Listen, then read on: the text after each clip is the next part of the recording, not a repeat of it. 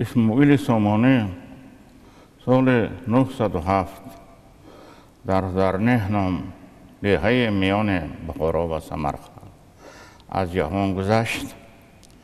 او را به بخارا آورده در همان مقبره که تا امروز وجود دارد در همان جا به خاک سپردند. اصلا این مقبره را اسماعیل سامانی برای پدرش احمد ساخته بود و میخواست تربت او را از سمرقند و بخارا آورده در بخارا به خاک سپارد، چون که بخارا نو پایتخت شده بود، پایتخت دولت، و میخواست که بزرگان خاندان سامانی را در یک جا گردآوری کند. ولی نصیب زندگی نبوده است و او بیماری طولانی در درنه جان به حق سپارید و او را با هدایت بزرگان و سروران خاندان سامانیان به بخارا آوردند و بعد یک هفته پسرش احمد ابن اسماعیل به تخت نشست. اسماعیل سامانی 4 پسر داشت و پسر بزرگش احمد بود و او بعد به تخت نشستن نظام دولتداری را به دست گرفت و کوشش کرد که همان سیاست دولتداری که پدرش پیش گرفته بود همان را به راه اندازد. در این دوره خبر رسید که در تبرستان حسن اتروش یعنی از خاندان زید علویان آشوب برداشته است.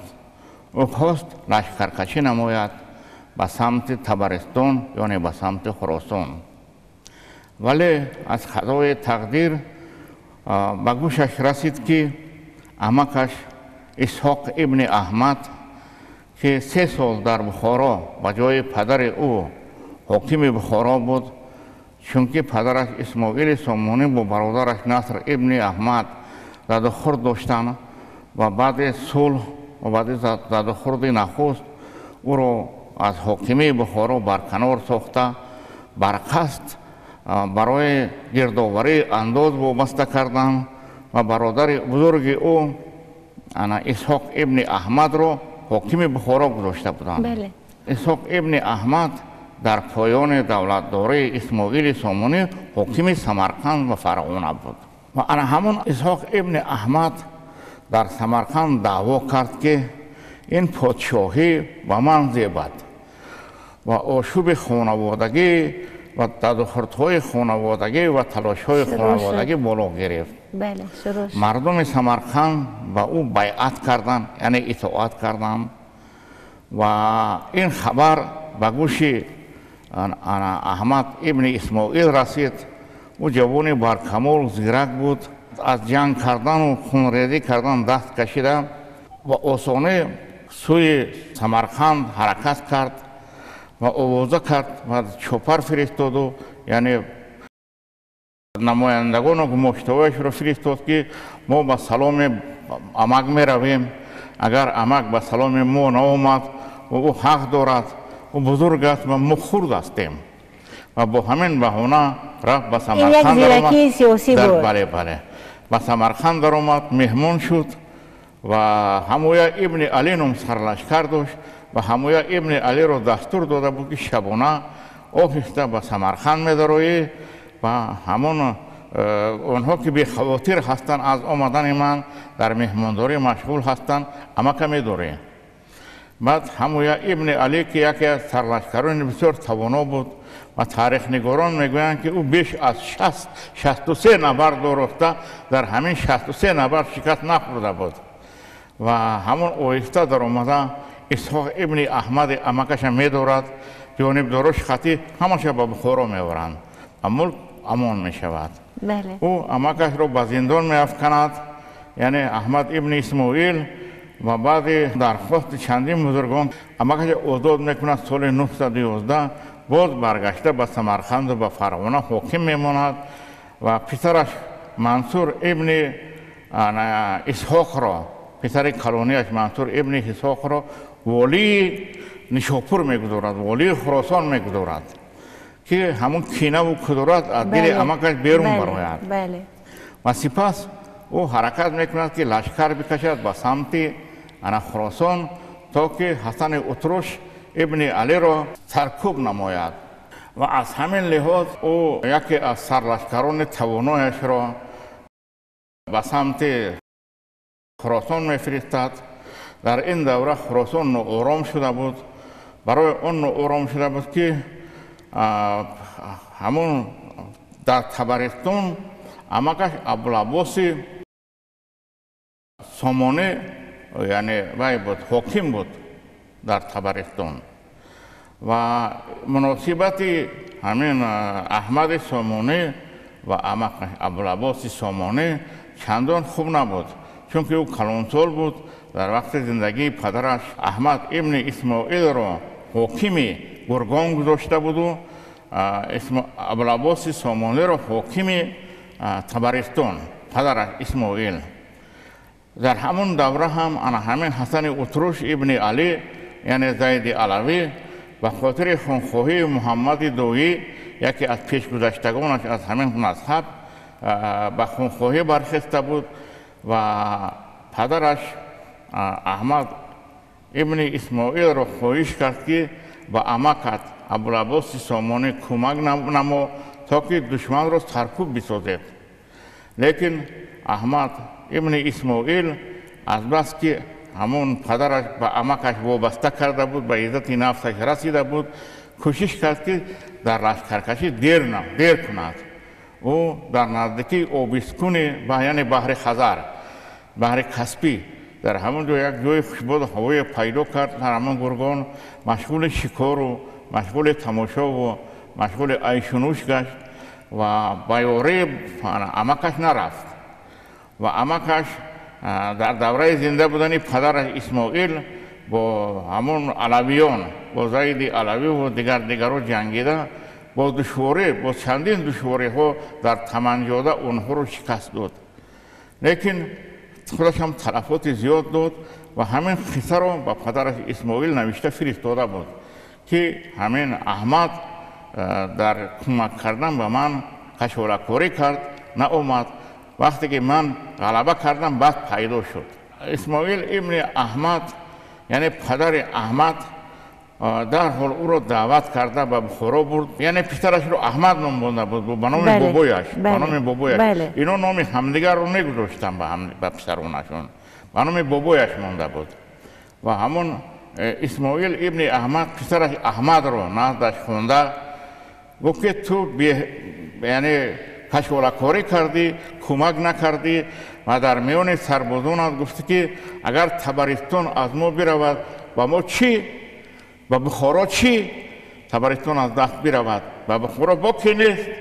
تو گفت خطا کردی، فراموش نکن که اگر طبرستان از دست برود در بخارا به مبرز نشستن به ما دشوار است. ما در مبرز آسوده نشستن نمیتوانیم. برای همین فراموش نکن گفت. و این پند در گوش پسرش احمد ابن اسماعیل نشستگی بود. وقتی که بعد مرگ پدرش یعنی سال 911 این آشوب‌ها سر زد و یکچند سرلشکرش رو با سروری وزیرش فرستاد و یک خطای بزرگ کرده بود که بعد همین 1 سال پادشاهی و 2 سال پادشاهی عمکش ابوالعباس سامانی رو از والگی طبرستان برکنار کرد و در اونجا یک غلام داشت با نام سلام ترک. همون غلام رو به جای عمکش ابوالعباس سامانی والی طبرستان و گرگان گذاشت. از بس که غلام ترک بسیار مرد همین چشم تنگ و حریص بود و 1 سال نگذشته مردم به آشوب خفتند، دعوا کردند که این چرا آوردی به ما سرور ماندی، این به مال ما دست درازی میکند، به ناموس ما دست درازی میکند. بس سلام ترک رو برکنار کرده، عمکش رو برگردونده آورد. لیکن عمکش سال 911 وفات کرد. عمکش بیمار بود وفات کرد و به جای عمکش باز یک ترک دیگر رو به نام سالوک گذاشت، سالوک محمد. و باز همون آشوب‌ها در طبرستان و در گرگان بالا گرفتند. زیدیان باز سر برداشتند و سالوک در این نبردها شکست خورده به طرف ری فرار کرد. در ری لشکر داشته سالوک محمد بود به مقابل همون زیدیون لشکر کشید و در نبردها دوم بار مغلوب شد و بعد مکتوب نامه نوشت به احمد ابن اسماعیل که وضعیت ناخوب است، ما 2 بار شکست خوردیم، نمیدونم چیکار کنم، اگر علاج باشد به ما لشکر و مبلغ و چیز علاوگی فرست، یاری علاوگی. بعد این همون وزیرش رو فرستاد. وزیرش از قضا در راه در مرو کشته شد و این ناچار مونده خودش آمد. گفت من خودم لشکر میکشم و خاک تبرستان و گرگان را گفت در خلطه‌ها بار کرده و بخارا میبرم. همین خیلی دهن کلونی کرد و در فراب لنگر داد. لشکر رو نگران بود که لشکر هماغون شود و بعد سپس لشکر کشی کند به سمت گرگان و تبرستان. بله. از قضا یک وزیر داشت به نام ابوالحسن دهقان. همون ابوالحسن دهقان ترک‌ها را نقد نمیدید، لشکران ترک را. بنابراین بین ابوالحسن دهقان و بین همون سرلشکران ترک ناراضگی ها بود و همین ناراضگی ها به آن آورده رساند که همین از بالای ابوالحسن دهقان که خزینه در دستش بود با احمد ابن اسماعیل شکایت بردن که این پاره میگیرد و حق ما رو نمیتید و حق ما رو میخورد و همون 20 گونه معاش در 3 ماه 20 درهم میدادن به هر لشکر. همون درهم ما رو کشالکاری میکنند. بعد این همون ابوالحسن دهقان رو نادش خونده گفت که من به شما آگاهی دادم که همین کار رو نکنید. میبینم که دوم بار تکرار کرده ایستاده. فرصت آن است که من شما رو به جزا بکشم. تهدید کرد و ابوالحسن دهقان از تهدید آن که کشته می شود 4 همون سپهسالار یک سپاهیان ترک را 8000 دینار زر سرخ داد به هر کدام 2000 دینار و گفت که همین سر احمد ابن اسماعیل رو همین شب میگیرد. از قضا مکتوبی همون سالوک آمدگی بود از رای. این احمد ابن اسماعیل مکتوب را خونده بسیار خشمگین شد، رو افتاده شد. گفت که تبرستان از دست رفت، گرگان از دست رفت، این سرلشکران من کاری از دستش نامد. از این احوال مردن من به است. پدرم گفته بود که اگر تبرستان و گرگان از دست ما برود ما در مبرز افتاده نشسته نمیتونیم. همین گپی پدرش بیاد زد. یک شد و به خیمه در آمده دیگر کسی را قبول نکرد. تاریخ نگاران میگویند که او شیر داشت و در دهان خیمه همچون پاسبان میبست. شیر ها. او اما از کودکی شیربازی میکرد.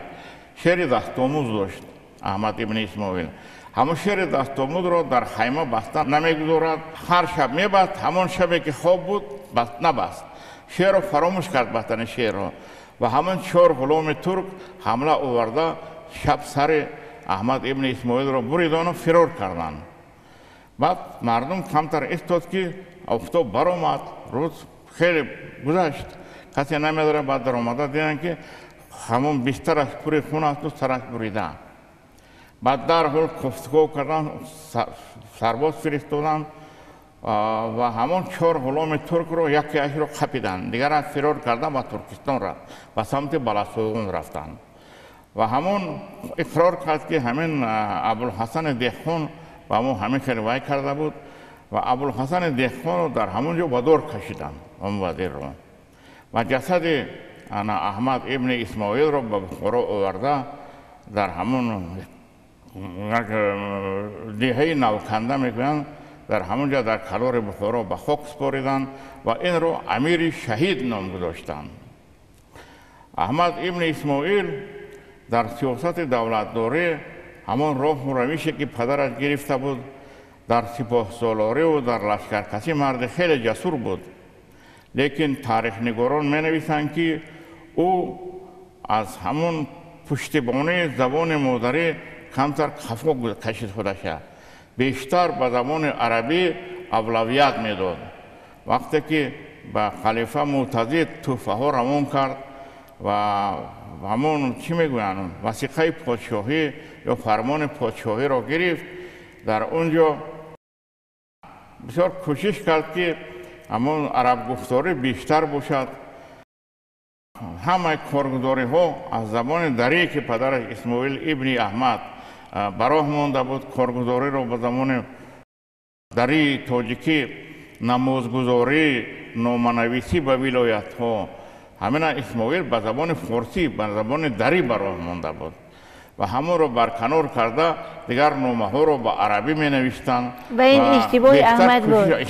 از بزرگانی که در دوره پدرش شخصیت های بزرگ نفوذ داشتند کناره‌جویی میکرد و به همین خاطر مقام و نفوذ زبان تاجیکی تا اندازه عرف و عادت های تاجیکی، مثلا گذراندن نوروز، گذراندن مهرگان و دیگر عیدهای ملی در زمان احمد ابن اسماعیل کمتر رو به کاهش آورد.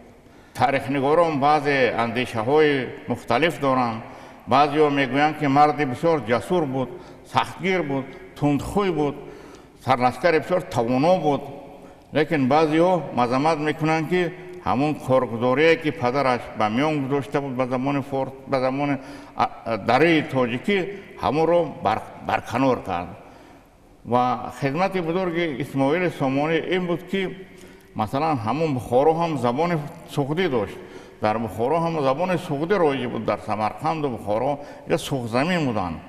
لیکن از بس که زبان یگانه دری تاجیکی رو در همون نمازگزاری و در کارگزاری های دولتی و در دیگر مسئله ها پیش گرفت، همون زبان دری نفوذ پیدا کرده از بخارا به سمت مثلا خراسان حرکت کرد و در خراسان به جای زبان پهلوی و زبان عربی نفوذ زبان دری تاجیکی افزود.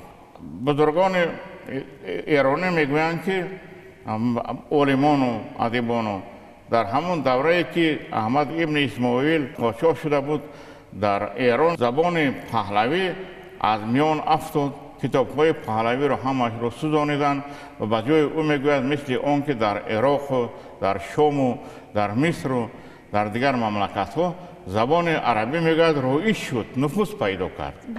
و لیکن میگوید همین با شرافت اسماعیل سامانی همون زبان عربی رو میگوید و آهسته تنگ کرده از ایران بیرون برآوردن.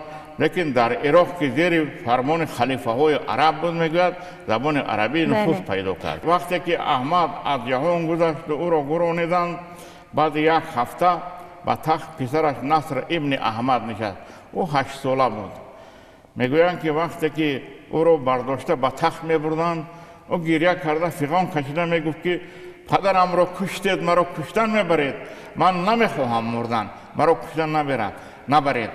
و در تاریخ بخارا نرشخی میگوید که مردم میخندیدن، میگفتن که ما تو را به تخت پدرت میبریم، من نمیخواهم به پادشاه شدن، من نمیخواهم پادشاه شدن، من نمیخواهم مردن. همین خیلی کودک 8 ساله میگفت یک روی میکرد. این سال 914 بود. من میکنم که آموختن همون سرنوشت خانوادگی و دولتداری سامانیان از روزنه تاریخ برای ما یک چی میگویم یک سبق‌های خوب تاریخ، پندهای خوب تاریخ را بر ما برمیگرداند. ما باید فراموش نکنیم که سامانیان به قول سید نفیسی پشتیبان نه فقط جهانبان بودند، نه فقط جهانبان دولت و ملت ما بودند، آنها جهانبان زبان و عرف و عادت و آیین و عنعنه‌های قدیمه ما را پاس داشتند.